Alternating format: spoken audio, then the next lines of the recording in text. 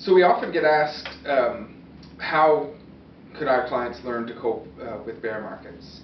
And there isn't really a perfect answer for that, but I think what I've learned in my 28 years in the stock market is that bear markets are part and parcel of the whole investment process.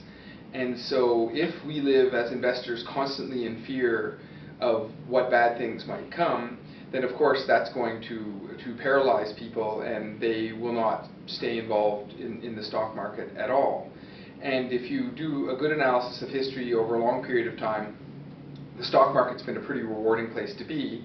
It's a non-linear reward, in that you have a few good years, sometimes followed by a bad year, and there have been periods in the past where there have been, as far as the popular stock market indices go, 10 years of flat stock markets. But that alone, the fear of bear markets, shouldn't keep people from getting involved. The way that we see a way to attenuate, to alleviate the fear, is to start with a sound investment program that makes sense, and then rebalance to that investment program over time. And so if you have a long-term bull where stocks do very, very well, and then they end up tilting your portfolio more towards the equity side and away from fixed income or other assets, then one of the ways to protect against the fear of a bear market is to rebalance back to your original investment policy. And then what that allows you to do is, when a bear market hits, and if you look at what happened this year, it was a financial panic. It was more than a bear market. But the government bond side, in particular, of people who had balanced portfolios, did very well, and the stock side did very poorly.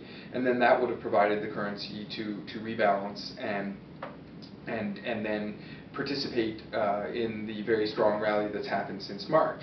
But again, the idea that the bear market is always looming out there, that preoccupies some people. And how we help people cope with it is to make sure their asset mix is something they can sleep with.